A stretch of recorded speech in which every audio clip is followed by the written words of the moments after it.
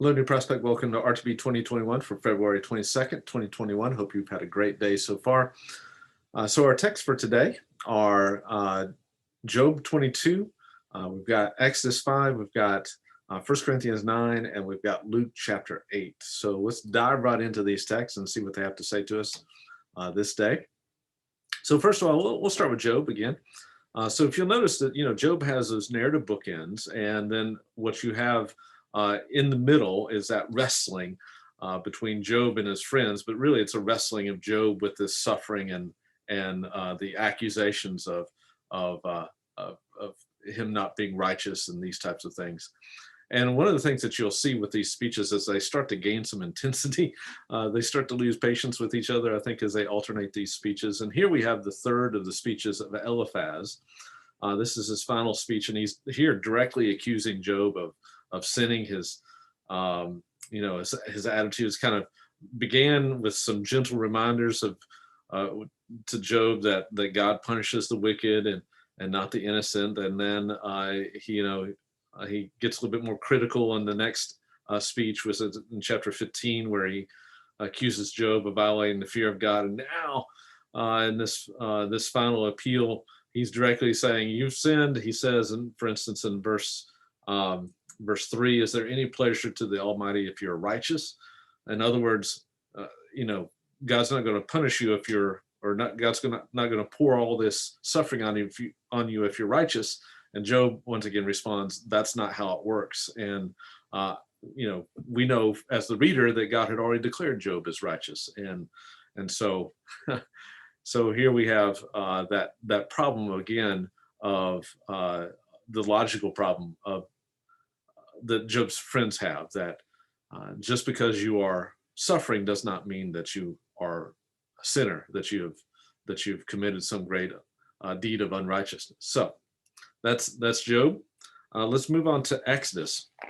Now in Exodus chapter 5, we're getting close to what we might label as the battle over the Exodus itself. And here we have Moses going in and confronting the Pharaoh. And as he does so, of course, the Pharaoh gets ticked off, and he increases the workload on the Hebrew people. The Hebrew people come to Moses and say, "Why are you doing this?" And then Moses comes to God and says, "Oh Lord, why have you done this evil to this people? Why'd you even send me?" So it's getting to the point of confrontation here. But really the text here in chapter 5, especially in verse 2, really hits at what the rest of 5 through 11, where we have the battle over the Exodus between the Pharaoh and God himself. It really hits on what that section of scripture will be about, and it also hits on, I think, what the entire book of Exodus is about. And here it is in verse 2. Pharaoh said, "Who is the Lord that I should obey his voice and let Israel go?" In other words, who is this God that is claiming to be able to take this people that I own away? And really, the entire book of Exodus is answering that question: who is Yahweh? Remember that Yahweh reveals himself to Moses in Exodus 3 as the God who causes to come into being. He's caused creation to come into being, and now he's going to cause his people to come into being, and he's going to establish his identity throughout the rest of the book of Exodus. And if you read through the plagues over and over again, what God will say after he does these great acts, miraculous acts, in order to deliver his people, and you have to think, well, why 10? Why 10 plagues? Well, it's for that purpose of revealing who he is. And so several times in that text, you'll see, "Then they will know that I am Yahweh. Then they will know that I am Yahweh." Not just the Egyptians, but also the Jewish people themselves. So pay attention to that as you read through and see what it reveals to you about who God is. That brings us to, we'll go to Luke next, and that's Luke chapter 8. And here we have several teachings of Jesus, well-known teachings that we've already talked about. For instance, the parable of the sower. And then we also have some shorter teachings on the kingdom of God. And then we have some miracles of Jesus. One thing to pay attention to with these miracles, which is kind of cool, I think, you have Jesus calming the storm. It's a well-known miracle. We see it in the other synoptic gospels as well.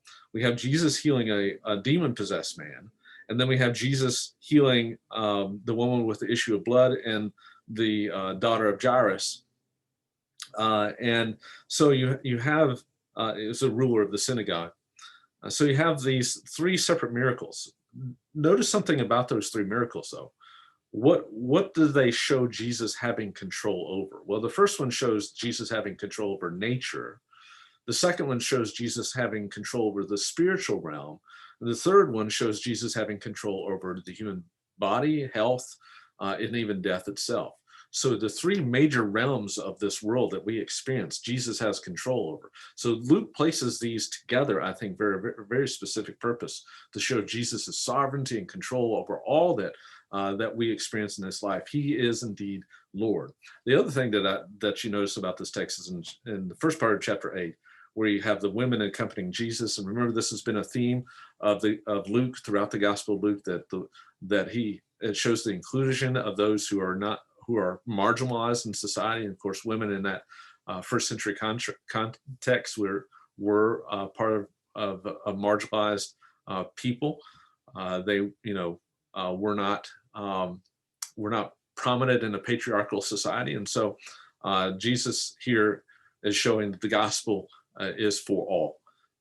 So great text in the Gospel of Luke, and that brings us to 1 Corinthians 9. Now, remember in 1 Corinthians, Paul's been answering some questions directly asked to him by the church at Corinth, and in chapter 7 and 8, chapter 7 about marriage, chapter 8 dealing with food offered to idols.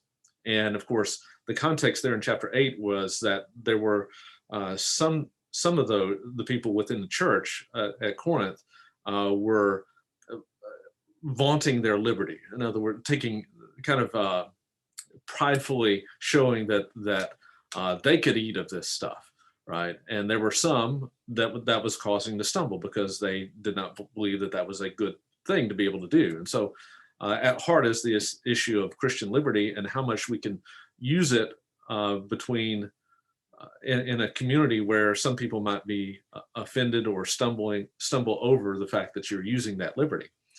Well, Paul comes in chapter 9, and he uses himself as an example, and he uses a different issue as well. He talks about how, and in the first century context, I think there were these traveling orators and speakers, and they would go around and they would get money for it, right? And Paul comes in and says, well, as an apostle, and the reason I'm an apostle, he says, is because you are my stamp of apostleship in verses 1 and 2. And then he goes on to say, well, as an apostle, I have the right to be supported financially by the people that I'm serving. And that's true, right? And that's, he uses the example of don't muzzle an ox while he's threshing it, and that kind of thing. But Paul says, I'm not doing that. In other words, he says, I have the freedom to receive this, but I'm not going to do that. Now, part of the reason why he doesn't accept monetary payment from them is because probably people in that church at Corinth would accuse him of taking money for the work that he's doing. So Paul is one of those, it's if you do one thing, they're going to get onto you. If you do another thing, they're going to get onto you. But Paul says, I did it for your benefit. I did not take this. I did not use this exercise of Christian freedom for your benefit. And he's setting it up as an example for that church when you are choosing what you do or do not do as it regards Christian freedom on certain issues.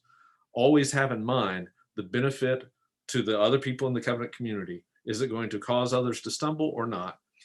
Is it going to be edifying to others or not? And is it going to further the cause of the gospel or not? And Paul says, I didn't exercise it for the cause of the gospel. In fact, he says, I came all things to all people so that I can reach some. Now,